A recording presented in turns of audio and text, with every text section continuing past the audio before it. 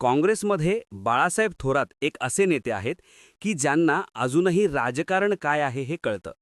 म्हणजे हे थिल्लर चौवन्नी छाप राजकारणाचे जे काही प्रकार आजकाल वेगवेगळ्या पक्षांमध्ये आलेले आहेत, तसं राजकारण न करणारा आणि एक्झॅक्ट त्याला काय म्हणायचं, सभ्य राजकर्ता, सभ्य राजकारणी असं त्यांना म्हणायला हवं.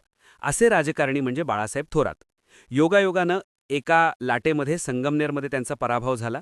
या सगळ्या गोष्टी असल्या तरी या बाळासाहेब थोरातांचं राजकारणातलं आत्ताचं स्थान आणि भविष्यातलं स्थान याचा विचार होतो. बाळासाहेब थोरात काँग्रेसचे नेते म्हणून महाराष्ट्राच्या राजकारणात स्थिर होऊ पाहतेत. कारण जे संगमनेरमध्ये त्यांनी गमावलंय ते त्यांना परत मिळवायचंय. आत्ताच्या घडीला काँग्रेसमध्ये बाळासाहेब थोरातांना काय मिळू शकेल? तर त्यांना कॅबिनेट दर्जाच्या मंत्रिपदाचा दर्जा असलेलं पद मिळू शकतं. आणि ते कसं आहे, काँग्रेसला तेच हवंय. बाळासाहेब थोरातांना विधान परिषदेवर घेता आलं तर बाळासाहेब थोरातांच्या विधान परिषदेवरचा मार्ग मोकळा करून, म्हणजे आता विधान परिषदेच्या निवडणुकीमध्ये, विधानसभेच्या पोटनिवडणुकीमध्ये काय होतंय ते पण बघणं आवश्यक आहे. तर बाळासाहेब थोरातांचा विधान परिषदेवरचा मार्ग निर्धोक करून त्यांना घेऊन काँग्रेसकडे येऊ शकणारं विरोधी पक्षनेतेपद बाळासाहेब थोरातांच्याकडे द्यायचं, म्हणजे एक सक्षम, दानत असलेला, म्हणजे आजचा प्रॉब्लेम काय काँग्रेसचा, की काँग्रेस पक्षाला बळ देऊ शकेल आणि त्यासाठीची दानत असलेला नेताच नाहीये. नाना पटोले लोकांकडून मागूनच पक्ष चालवत होते. ते आत्ताचे अध्यक्ष.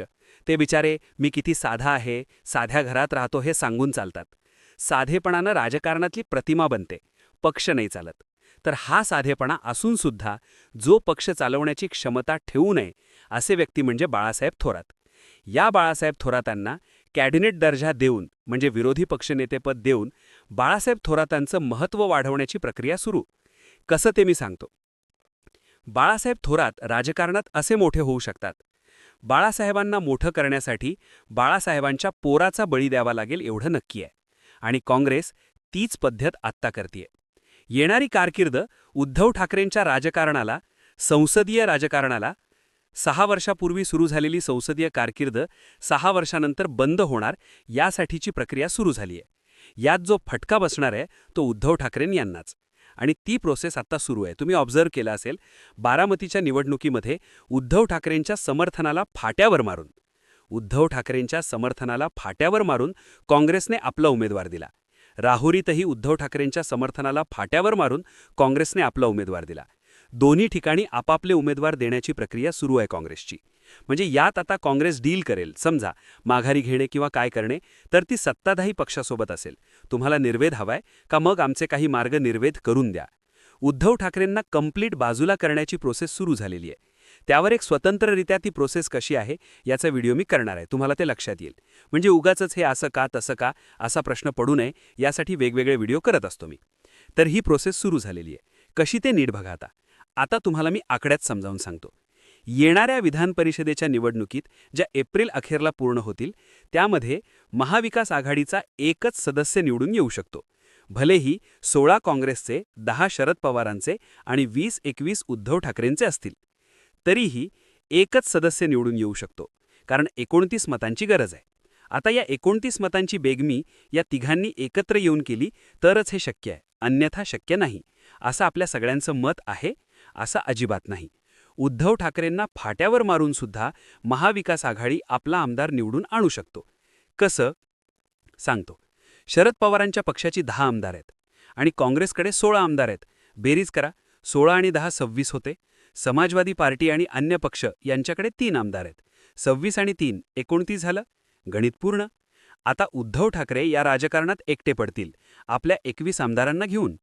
उद्धव ठाकरेंच्या आमदारांच्या मध्ये कधीही फूट पडू शकते हे सगळ्या जगाला ठाऊक आहे. म्हणजे ग्रँड रिडक्शन सेल नावाची एक मालिका होती.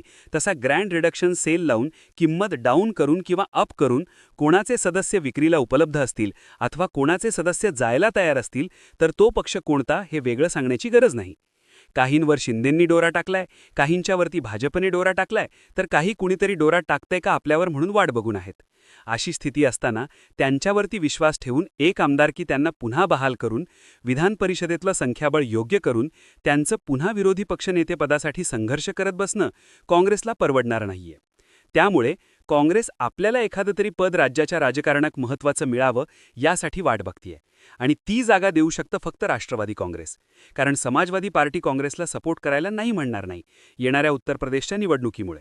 त्यामुळे 29चा आकडा उद्धव ठाकरेंच्या शिवाय पूर्ण होऊ शकतो आणि बाळासाहेब थोरात हे आमदार होऊन विरोधी पक्षनेते होऊ शकतात.